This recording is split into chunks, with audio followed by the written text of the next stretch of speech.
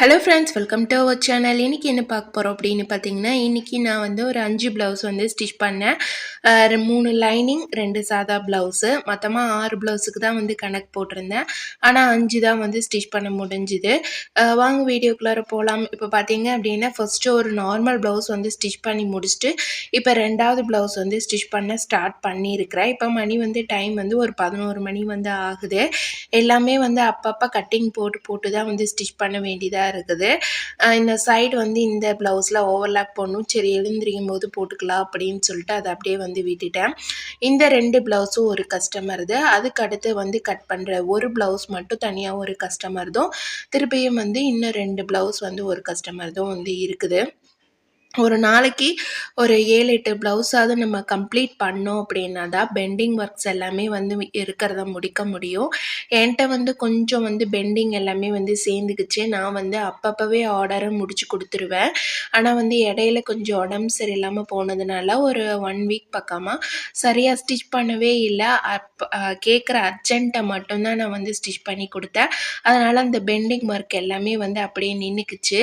இன்னுமே வந்து எனக்கு கொஞ்சம் உடம்பு சரியில்லாமலே தான் இருக்குது. நான் வந்து இன்றைக்கி கொஞ்சம் இன்றைக்கி ஸ்டிச் பண்ணிடலாம் எல்லாமே அப்படின்னு சொல்லி பிளான் போட்டிருந்தேன்.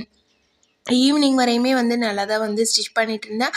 அதுக்கு மேலே ஒன் சைடாக ஒரே தலைவலி. ஒன்றுமே என்னால் கண்ட்ரோல் பண்ண முடியல.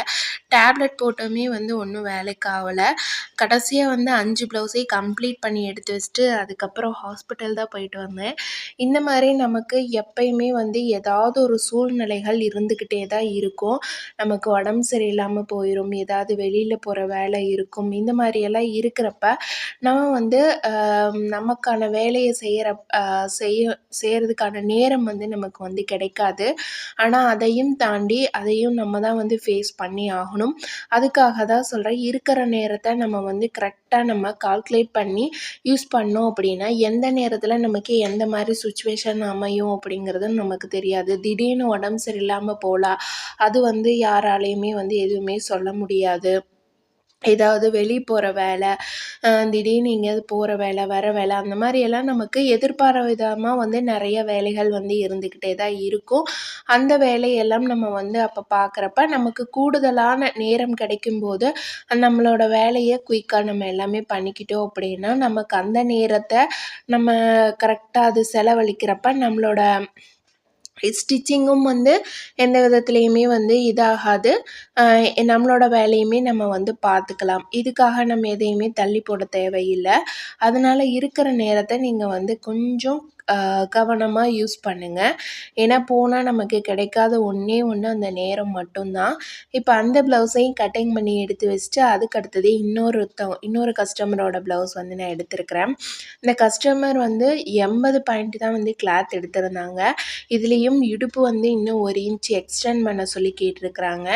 எனக்கு செம்மையாக வந்து கோவமாக இருந்துருச்சு. இந்த ப்ளவுஸை கட்டிங் போடுறதுக்குள்ளார பத்தவே இல்லை. ஜாயின் போட்டு தான் நம்ம ஸ்டிச் பண்ணுற மாதிரி இருக்குது.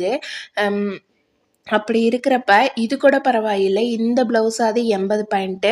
ஆனால் இன்னொரு ப்ளவுஸ் கொடுத்துருக்குறாங்க, அது சுத்தமாக 70 பாயிண்ட்டு தான் இருக்குது. நானும் வந்து இந்த 80 பாயிண்டில் கட்டிங் போட்டுட்டு திருப்பி வந்து வச்சு பார்க்குறேன். எதுவுமே செட் ஆகலை, கட் பண்ண முடியலை. அதனால் நான் அதை ரிட்டன் தான் வந்து திருப்பி கொடுக்குறக்கு எடுத்து வச்சுருக்கேன். 6 ப்ளவுஸ் தைக்க வேண்டிய இடத்துல இன்றைக்கி 5 ப்ளவுஸ் தான் நான் வந்து என்னால் முடிஞ்சுது. அதுக்கடுத்து சரி 5ஐயும் முடிச்சுட்டு நாளைக்கு ஸ்டிச் பண்ண வேண்டியதுக்கு கட்டிங் போட்டுடலாம் அப்படின்னு பார்க்குறப்ப, ஆனால் அந்த கட்டிங் ஒர்க் பண்ணுறப்பையும் வந்து கொஞ்சம் வீட்டில் வேலை, அதையும் முடிச்சுட்டு பார்த்திங்கன்னா இந்த செம்மையாக தலைவலி வேறு. நம்ம வந்து பொதுவாகவே நிறைய தண்ணி வந்து குடிக்கணும். நான் இப்போ அதிகமாக தண்ணியே குடிக்காமல் தான் இருந்தேன். ஆனால் இப்போல்லாம் பார்த்திங்க அப்படின்னா கணக்கு போட்டு நான் இன்றைக்கி வந்து 3 லிட்டர் 4 லிட்டராவது குடிச்சே ஆகணும் தண்ணி அப்படிங்கிற அளவுக்கு நான் வந்து இப்போ ப்ரிப்பேர் ஆகிட்ருக்கேன்.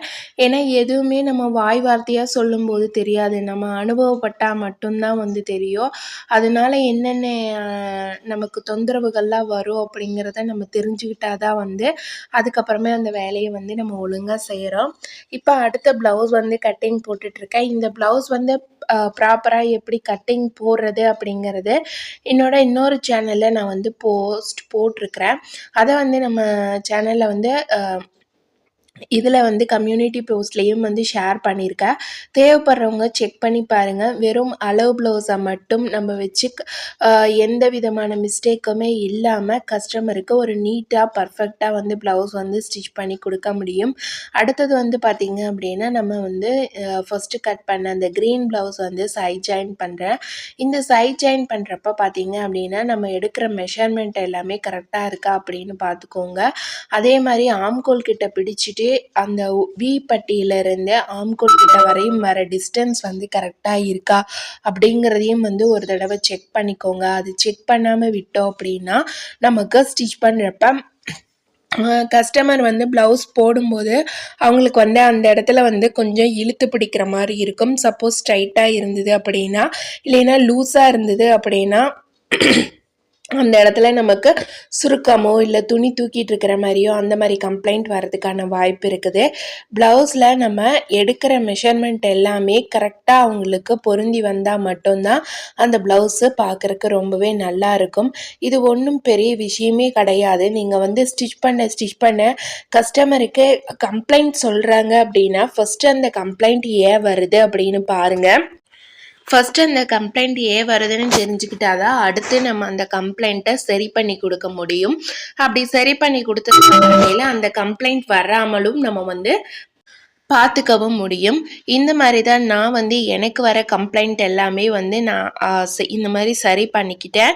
ஆரம்பத்துலேருந்து கஸ்டமர் ஏதாவது வந்து கம்ப்ளைண்ட் சொன்னாங்க அப்படின்னா அந்த கம்ப்ளைண்ட் ஏன் வருது, எதனால் வருது, அது சரி கொடுங்க, உங்களோட அளவு ப்ளவுஸையே கொடுங்க அப்படின்னு சொல்லி அது ரெண்டையுமே வாங்கி வச்சு அந்த அளவு ப்ளவுஸில் இருக்கிற மாதிரியே இருக்குதா, இன்ச் பை இன்ச் வந்து எல்லாமே அதே மாதிரி நம்ம வந்து ஸ்டிச் பண்ணியிருக்கிறோமா, இல்லை நம்ம எங்கேயாவது கவனக்குறைவாக தைச்சிட்டோமா, ஏதாவது சரியாக பார்க்காம விட்டுட்டோமா, அதனால் மிஸ்டேக் வந்துதா அப்படிங்கிறத செக் பண்ணி நம்ம வந்து ஸ்டிச் பண்ணி கொடுத்தோம் அப்படின்னா நமக்கு வந்து எந்த மிஸ்டேக்குமே வந்து கம்ப்ளைண்ட்டுமே வந்து கஸ்டமர் சொல்ல மாட்டாங்க. அதிகமாக வந்து நமக்கு ஆர்டர் வரணும் அப்படின்னா நம்ம ஃபஸ்ட்டு தப்பில்லாமல் தைக்க பழகிக்கணும்.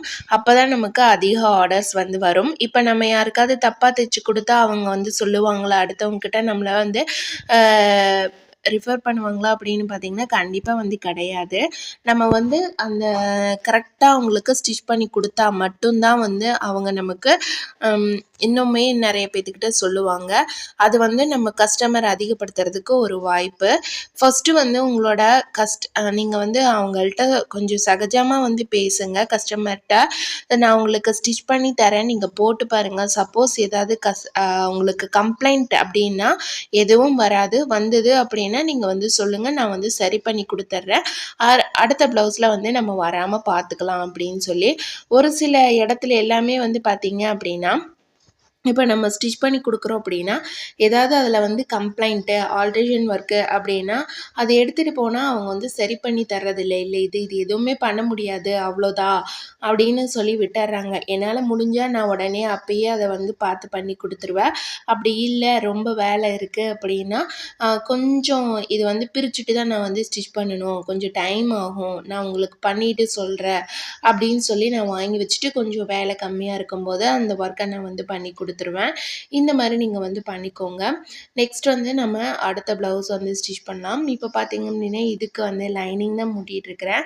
ஒரு சிலர் எல்லாமே வந்து லைனிங் ப்ளவுஸ் ஸ்டிச் பண்ணுறதுக்கு அப்படியே வந்து மேல் பக்கம் வச்சு தைச்சி திருப்பி விட்டுடுறாங்க. அதுவுமே வந்து ரொம்ப ஈஸியான மெத்தடு தான். இருந்தாலுமே அதுக்கும் நம்ம பீஸ் கொடுத்து நம்ம வந்து தைக்கிறப்ப பார்த்தீங்க அப்படின்னா ஒரு சிலர் வந்து ரெண்டுக்குமே வந்து டைமிங் ஒன்று தான் அப்படின்னு சொல்கிறாங்க. எனக்கு வந்து நான் எப்பயுமே தைக்கிறத விட அந்த மாதிரி தைக்கிறப்ப கொஞ்சம் டைமிங் அதிகமாகிற மாதிரி தெரியும். அதனால் நான் எப்பயும் நார்மலாக தைக்கிற மெத்தடில் மட்டும் வந்து ஸ்டிச் பண்ணிடுறது. ரொம்ப வேலை அதிகமாக இருக்கும்போது அந்த மெத்தட் நான் வந்து யூஸ் பண்ண மாட்டேன். கொஞ்சம் கம்மியாக தான் இருக்குது அப்படின்னா நம்ம வந்து கொஞ்சம் பொறுமையாக அடித்து திருப்பி அந்த மாதிரி வந்து ஸ்டிச் பண்ணலாம். நம்ம தைக்க வந்து நமக்கு அது ப்ராக்டிஸ் ஆயிரும். எந்த ஒரு விஷயமே வந்து பார்த்தீங்க அப்படின்னா, நம்ம நாள்பட செய்ய நமக்கு அந்த வேலை வந்து பழகி போயிரும். அதனால நீங்க வந்து வேலைக்காக நீங்க என்னைக்குமே வந்து பயந்துக்காதீங்க.